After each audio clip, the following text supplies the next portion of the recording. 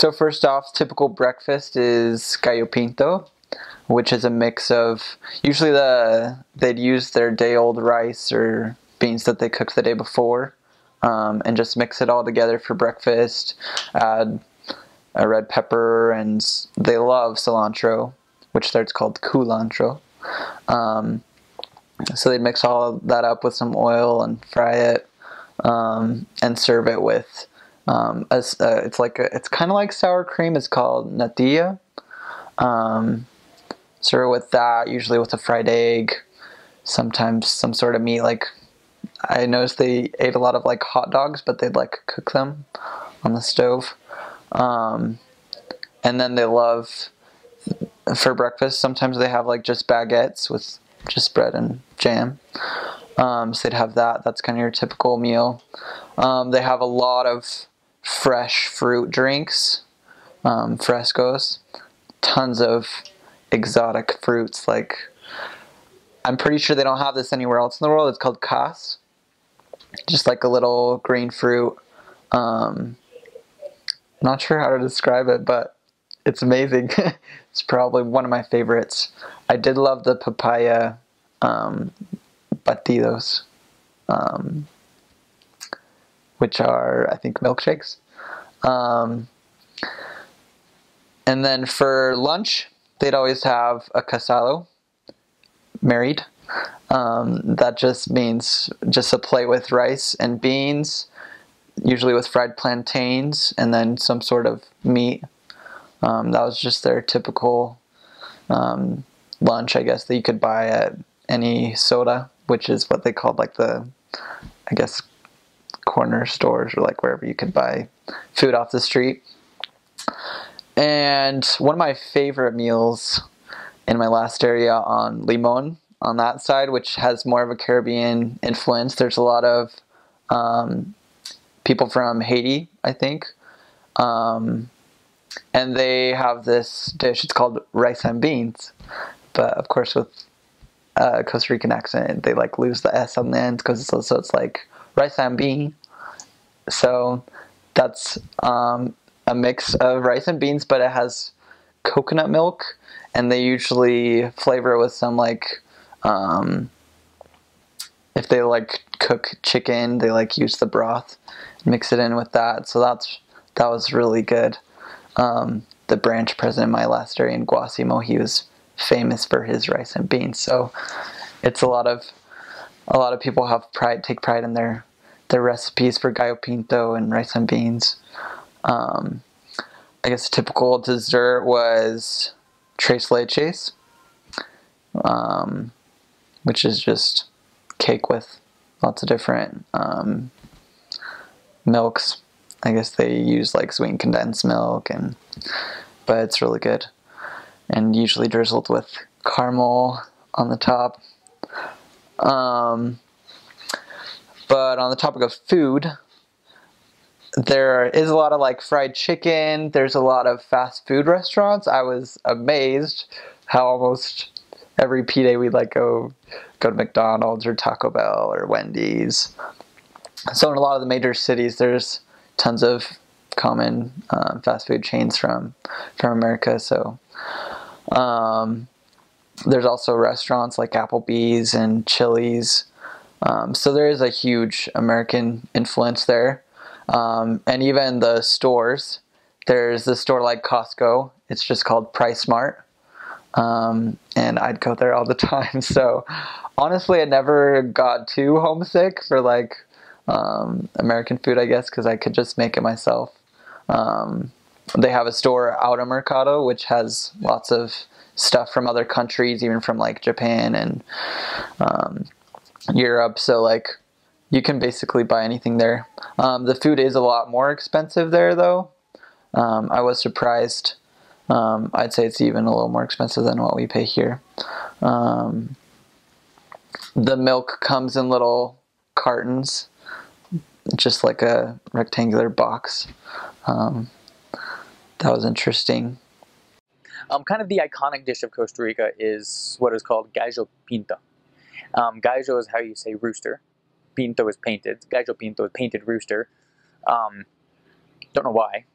but it's a mix of primarily rice and black beans, and they go ahead and have sautéed onions and red bell pepper, excuse me, onions, red bell pepper, garlic, and then they have a special sauce that they have in the country called salsa lisano sauce.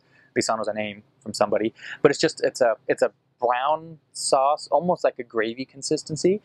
But it's got a much different flavor than gravy. It's a combination of lots of different spices and stuff, but everybody eats with this Lozano sauce in the country. And gallo pinto is made with the vegetables and rice that I mentioned earlier, with the Lozano sauce poured in, so it gives it a very unique taste. But that's the standard breakfast. I guess like we have breakfast cereal in the United States, corn pops or Lucky Charms or something. There they have gallo pinto. So they'll have the gallo pinto. For normal breakfast, we'll include the gallo pinto. You'll have normally like a baguette or a French bread toasted with their margarine on top of it. Normally an egg or two fried or scrambled, most of the time fried. And then completing this typical breakfast would be slices of plantain. And plantain is it's like a big banana. It has a slightly different flavor, and what they do is they fry it. They'll put it in oil, fry it, and it sounds pretty gross, but it has a much thicker, stronger consistency than a normal banana. So when you fry it, it keeps its shape, and actually it will pull out the sugars and kind of caramelize. And it actually, I love it. I absolutely love it. And most missionaries did. Some of them couldn't get past the banana part, but that is normally what completes the typical breakfast of Costa Rica: is the gallo pinto, the bread, the egg, and the plátano frito, fried plantain. I'm just going to try to do the typical dinner, or I guess common traditional dinner, is called a casado, which means married or couple or something.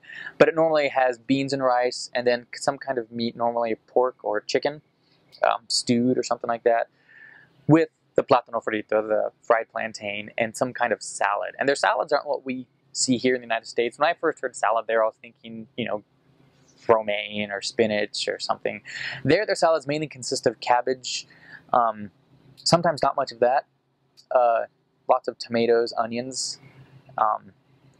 salt, lime, some vinegar. That takes a little bit of getting used to, but once you do it, you absolutely love it. So that's kind of the main thing. It's lots and lots of rice and beans. Rice is served at every single meal. It's a staple. They live on beans at almost every single meal as well. You'll go to people's houses, and a lot of times they'll feed you, whether you ask them to or not, be it little cookies with a drink. Many times they'll give you a full meal. They'll just cook it right along with everybody else, and they'll give it to them. And it always consists of rice and beans and fried plantain and a meat of sorts, like that typical dinner. It's because fruits are so ubiquitous everywhere. They have lots and lots of drinks. Imagine a mix between a smoothie and Kool-Aid. So it's got little specks in it and stuff when they make these smoothies out of fruits. They call them frescos. Fresco means fresh in Spanish, but they call them frescos, where they'll just get the fruit and they'll just get like for instance, one I'm thinking of is called cas. Think of a little fruit about that big. It's green on the outside, but it's got a very strong flavor, but it has the seeds and everything in there. They'll just get that whole thing, maybe chop it in half and dump it in a blender.